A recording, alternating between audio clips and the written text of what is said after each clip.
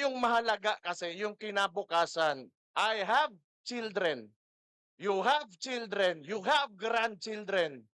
What kind of future do you want for these kids? A worst one that what that one that we have now or a better one? So we have to fight.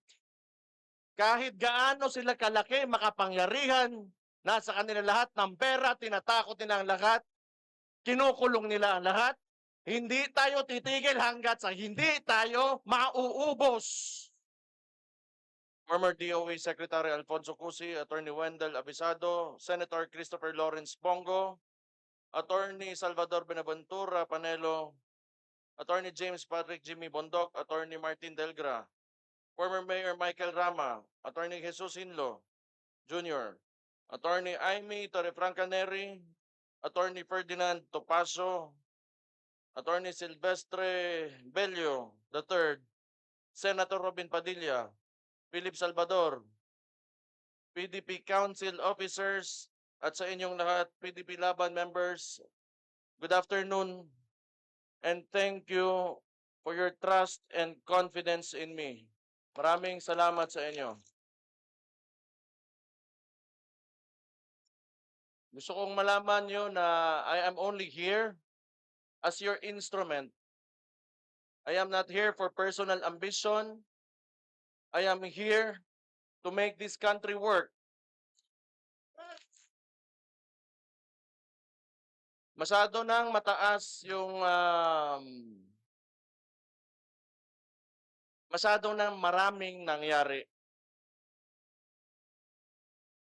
The core objective of one of the core objectives of PDP Laban is what? It is federalism. We have to remember this because we believe that in a federal system of government, we will be able to govern ourselves kung paano natin talaga gusto yung direksyon ng ating bansa.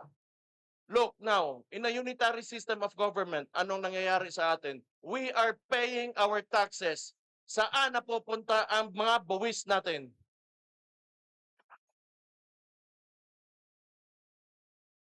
Instead of opening up the Blue Ribbon Committee on the flood control, kung saan nawawala ang trilyon-trilyon nating pera, ano ang priority ng administration ngayon? Yung impeachment ng Vice President.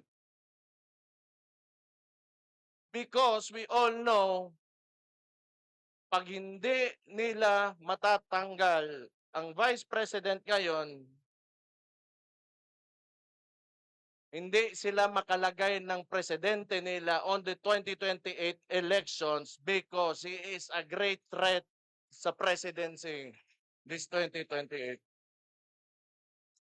Now I go back. Tingnan nyo, the unitary system of government, presidential one. They have so much control and so much power and that is centralized right now kaya nangyayari sa atin to. The president can threaten anyone. Tingnan nyo, walang natitira. Dalawa nating senador, isa nating senador, kinulong nila. Our guest candidate during the midterm elections, Rodante Marcoleta, just because he wants to open the Blue Ribbon Committee on Flood Control, anong ginawa sa kanya? Do we even have freedom at all at this point dito sa bansa natin? The former president, nasan ngayon? He's in The Hague. He's in the ICC. And clearly, walang jurisdiction. We know the process and they broke the process. And mind you, this is an establishment that should be an honorable one. And yet, they move like syndicates. They have cooperated with the president who moves like a syndicate. Papayag kayo na ganito na lang tayo? We have to do our duty and responsibility for our country. All of us members of this party, will not have an ambition of his own, and our collective ambition is to lift this country up from all of this corruption, from all of this evilness that is happening to our country right now. This should stop right now in the 2028 elections.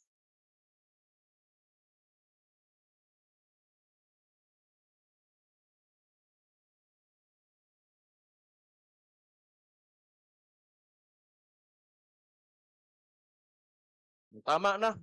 Okay na to.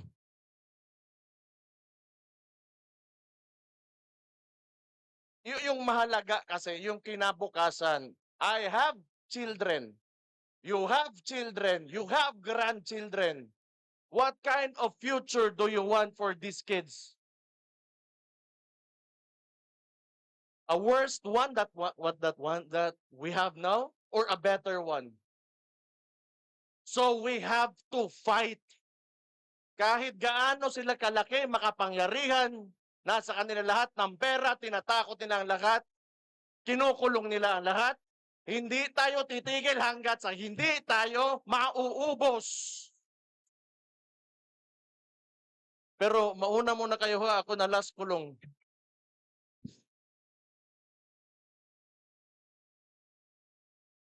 Pero maluoy ta, maawa tayo sa kinabukasan ng mga bata. Yan talaga ang... And yung pera, sinasayang. Sinasayang, it is estimated that we have lost up to 1 trillion in corruption already. And look at our environment. Look at the people. People are still suffering. People are still hungry and very dissatisfied with this government. The survey showed, ang presidente natin ngayon got a survey, an approval rating, which is a disapproval rating, -27. Di na natin kailangan pag-usapan pa. The people are already, sa tawag ni? The people already know. The people already know. We are tired and we do not want this anymore. But I guess the upside of things, tingin ko rin naman maganda. Kasi nakita ng mga Pilipino kung ano ang klaseng gobyerno ang hindi maganda. They have contrast to what former President Rodrigo Duterte did to this country when he was president. And he made this country great. He made us Filipinos proud of our country. So which is good contrast. Ngayon, pag upo ni Bangag, ano nangyari? That is why people are very dissatisfied because nakikita natin ang difference, ang diferensya ng noon at ngayon. I think marami pa tayo on the agenda. But gusto ko lang ulitin, I am here for you as your instrument, as your leader of this party. Kung anong gusto nyo ang direksyon na susundin natin, I will listen to you. Kung tingin nyo anong ikakabuti para sa ating partido, ikakabuti ng ating bansa, ikakabuti sa atin, ng mga sarili natin at sa mga pamilya natin, I will listen to you.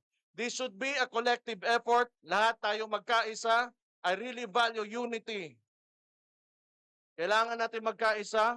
Kung may problema, may kailangan kayong ipaabot sa akin as president of this party, let me know. Then my ears are open and they're ready and I am very willing to listen to you. All the members, galing sa pinakababa hanggang sa akin sa pinakataas. Thank you so much for your trust again and confidence in me. Maraming salamat. Mabuhay kayo. And soon, kita-kita tayo. Huwag lang kayo talagang tumigil. Keep on pushing. We are getting there and we are winning. Congratulations. Og maayong hapon, magandang hapon sa inyong lahat.